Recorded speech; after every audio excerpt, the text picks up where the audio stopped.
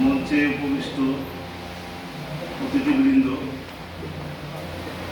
এবং সামনে উপবিষ্ট আমার প্রাণপ্রিয় প্রাক্তন ছাত্রবৃন্দ, আসসালামু আলাইকুম।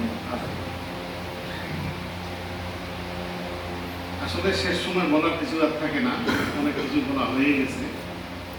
তারপরও দুই একটা কথা না বললে নয়।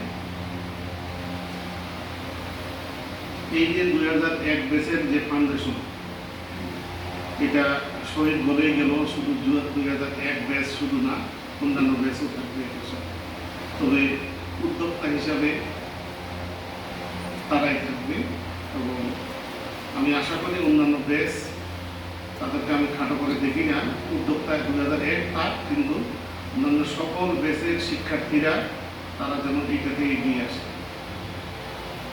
আজকের এই যে মহতি একটা উদ্যোগ, এই অনুষ্ঠানে উপস্থিত হতে পেরে আমি সত্যি নিজেকে গর্বিত বোধ করছি। এটা শুধু মহতি উদ্যোগ বললে আমার মনে হয় ছোট করে বলা হবে। এরকম উদ্যোগ এখন কিন্তু সচরাচর চোখে পড়ে।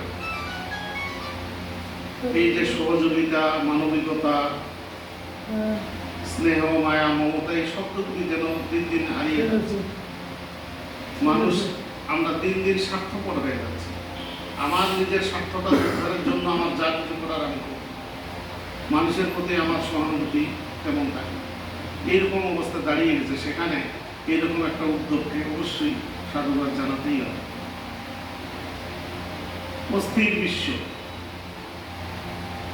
বিশেষ করে যুব সমাজ, শিক্ষিত অশিক্ষিত সবগুলাই এরা সোশ্যাল মিডিয়ার প্রতি এত আকৃষ্ট, এদের জন্য সামাজিকতা দিন দিন লোপ পেয়ে যাচ্ছে। এরা বিভিন্ন অনুষ্ঠানে যেতে চায় না, এরা আত্মীয় স্বজনের দাওয়াতে যেতে চায় না। এটা বাস্তবতা। চাচা, ফুপু, মামা, নানা, খালা, এদের সাথে যোগাযোগ এদের কমে গেছে। এদের যে পারিবারিক যে একটা বন্ধন, এই জিনিসগুলো কমে গেছে। এইখান থেকে আসলে আমাদের বের হয়ে আসতে হবে এবং এইরকম উদ্যোগ যদি দুই চারটা গ্রহণ করা হয়, তাহলে কিছুটা হলেও তো মানুষের মধ্যে পরিবর্তন আসবে। আমি আশা করি এই উদ্যোগ, এই ফাউন্ডেশন দিন দিন ভালো করুক এবং মানুষের পাশে দাঁড়াক। এই মানের রকমের পাশে দাঁড়ানো যে চাকরিখানি কথা নয়, সবাই পারে না, সবাই উদ্যোগ নিতে পারে না। এর আগেও আমি দেখেছি 2001-এর এই ফাউন্ডেশনে হাতিয়ার একবার বলল, স্যার আমরা একটু সহযোগিতা করব, আমাদের দরিদ্র ছাত্র কে আছে।